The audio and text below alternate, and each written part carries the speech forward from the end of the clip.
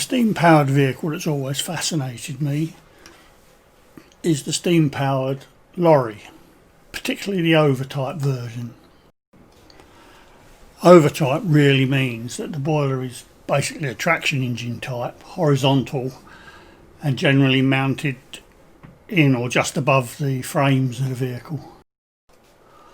I love the chain drives to the rear axle, particularly on the early ones, and also the traction engine type steering, where the steering axle is pivoted in the middle and turned by chains, just like a traction engine really.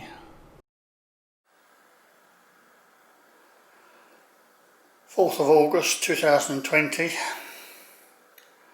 I've taken delivery of a brand new steam wagon from Mammod Limited. I suppose it's alright as far as it goes, but I'm afraid I'm going to have to change quite a few things. There's far too many pop rivets. I'm going to have to get rid of some of them and make some alternatives. And the other thing I can't bear are these drive gears, steel drive belts. That's going to have to be replaced with a chain.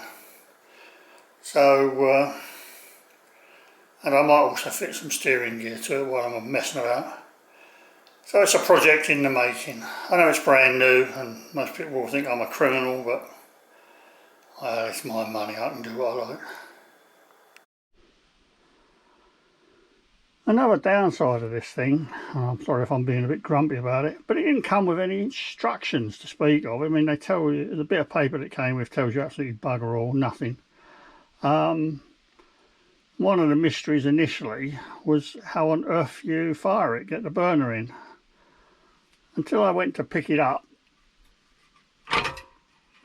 by its body, which I shouldn't have done, and found that the body actually just comes off. Well, there was nothing in instructions about that.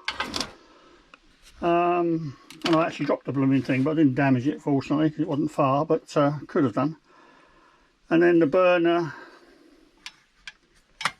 is down here, just sort of clips in. Absolutely standard arrangement. Curiously, it won't come out through the top, so you have to lift it up. I can't do this one-handed, and put it in from the bottom. And there's your little tray for the solid fuel tablets, if that's what you do.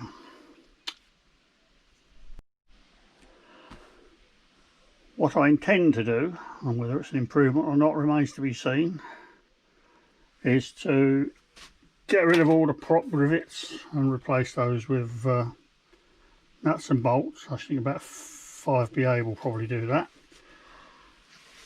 I'm going to get rid of the elasticated drive belts and replace that with a chain system to the rear axle, and I think a direct geared drive from the crankshaft to the sort of counter shaft down here that typical Mammod runs through the boiler, which is not great, but not the end of the world.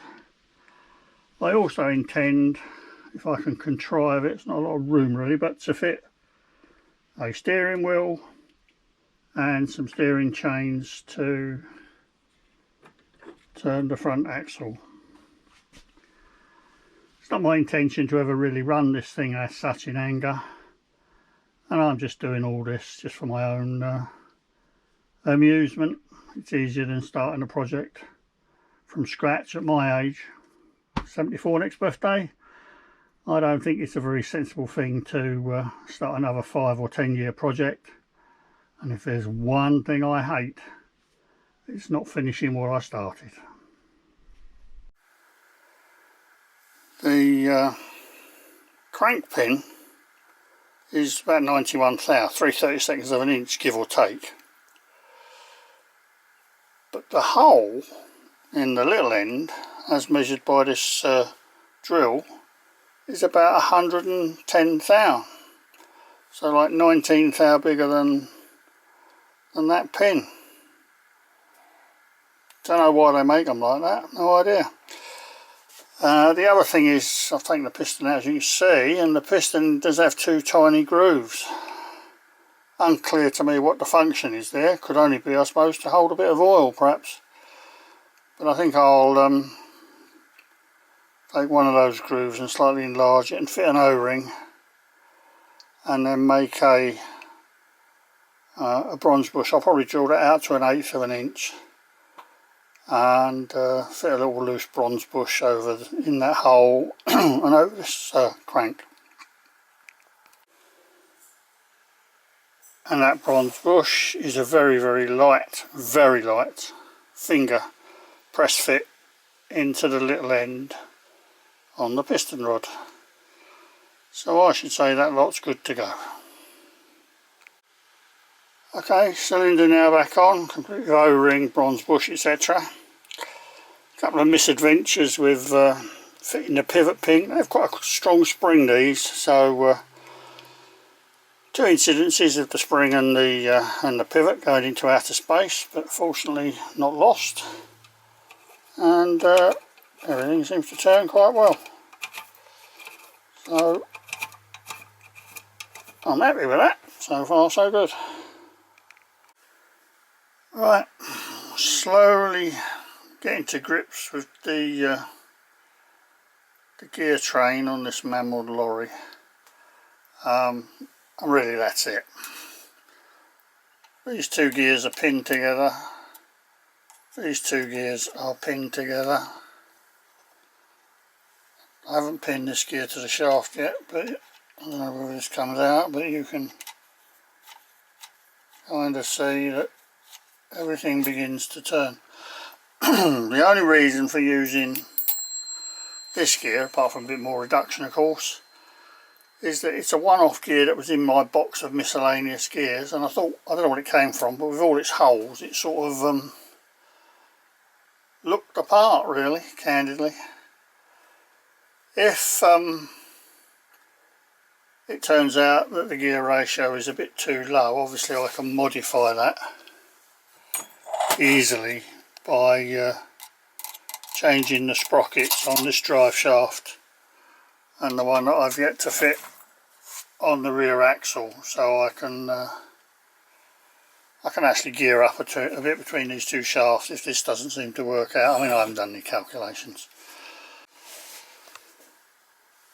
The other thing I've done, these two gears are actually spring loaded. They are capable of moving side to side.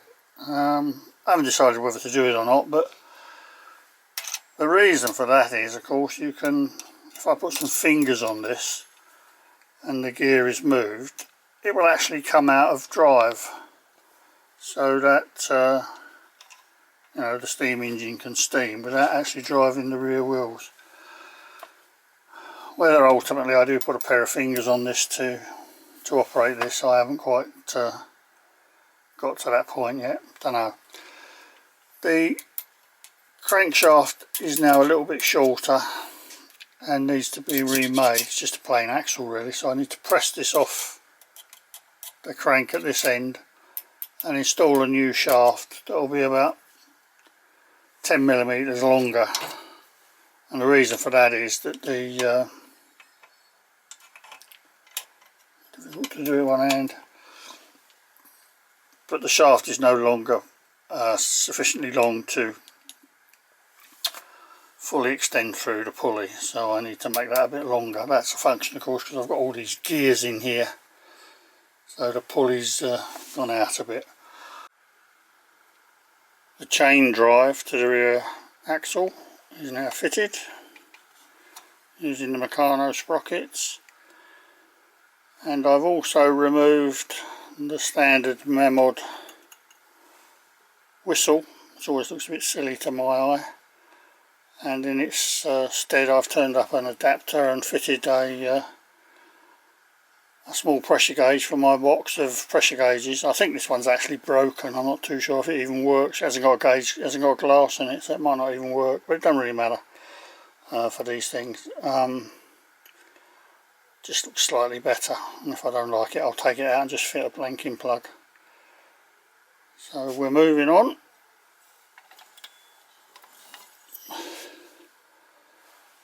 which was a chain underneath. Whoops. And this wheel is now locked to the axle,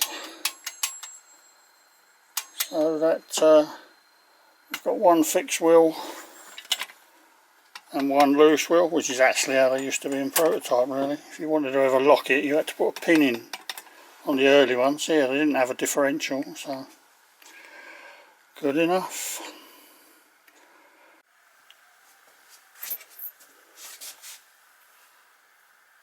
Steering chain to be. Chains just wrap around the drum in opposite directions, so as one goes out, one comes in, which when attached to the front axle should hopefully turn it.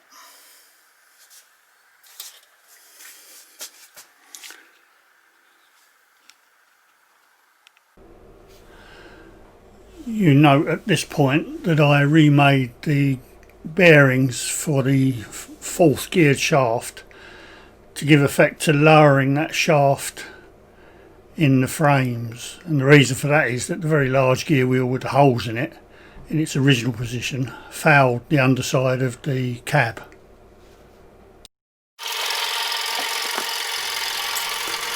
This shot's a bit out of sequence. At this time I was still waiting for the rubber tyres to be delivered.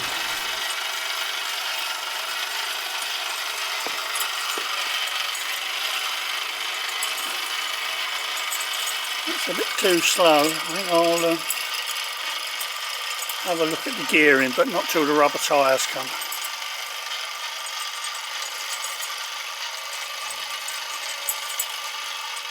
But it certainly works.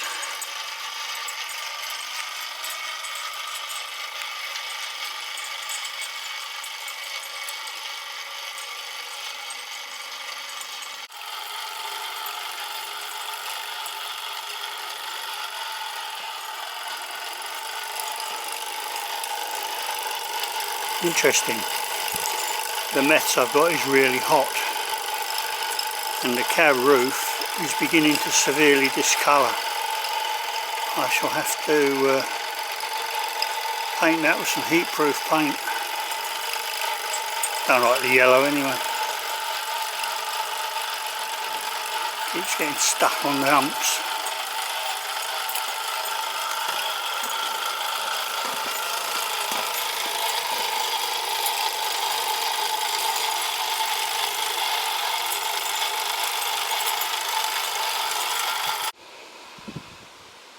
I realised I needed to make a heat shield for the rear of the burner because the flames were all shooting out the back of the firebox and probably not doing the gauge glass much good.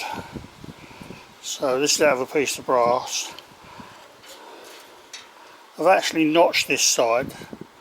That's to miss the sprocket, but actually it doesn't really need to be like that because I think the sprocket can go inboard a bit. It didn't really need to be quite there, but I'll see how I get on. And that obviously just fits over the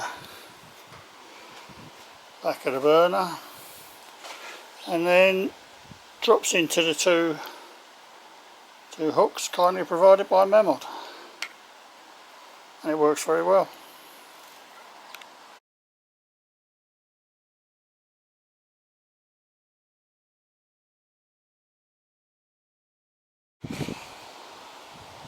I filled the burner with 30 millilitres, not millimetres, millilitres of really industrial grade mess, not the shop bought stuff, which is enough to fill it right up. And on one filling, that's enough to steam the engine for a few minutes, and that's the top water mark there, and the water level is probably about 1/4 of an inch below that. After the run, so that's a nice safety margin. Stop boiling the boiler dry. I think that's absolutely fine. I mean, these things are not made to run for miles, so that's good practice. I removed the pressure gauge from the back of the boiler because, as I knew, it did absolutely nothing, waste of space. So what I've done, I've screwed the Mammod pressure relief valve there, and I've taken off Mammod's sort of lever to operate the whistle. This is the Mammod whistle.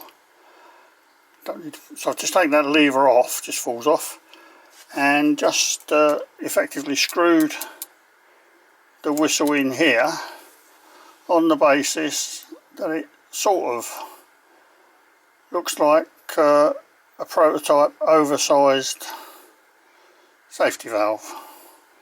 Anyway, it looks better than the bloody great lever arrangement. So I think for the moment I'll probably leave it like that, and just remove that to fill the boiler, which is kind of handy.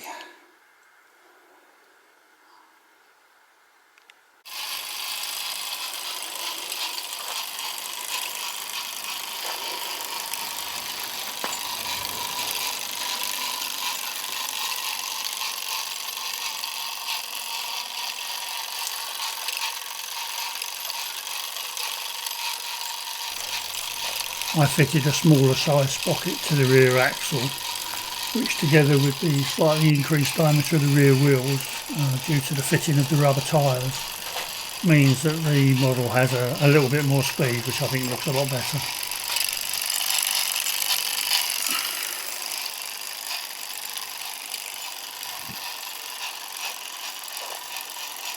Can't seem to steer straight. Okay.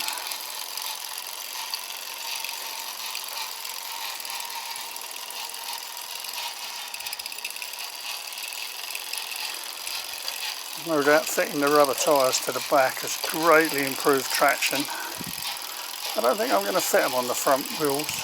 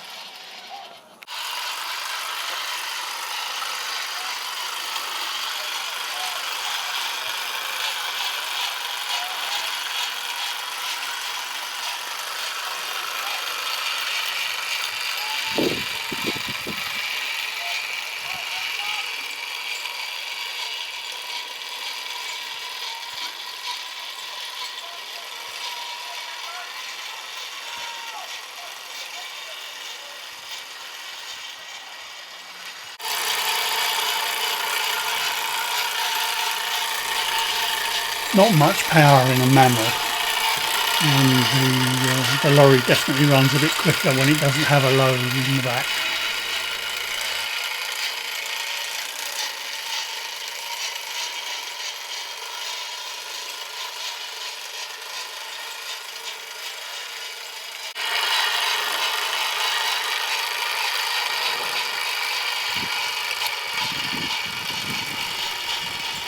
I can think of a few other modifications I could make to this toy, such as a mechanism to disengage the third shaft gearing, which I referred to earlier on in the video, and possibly a bit of painting and lining with my own logo.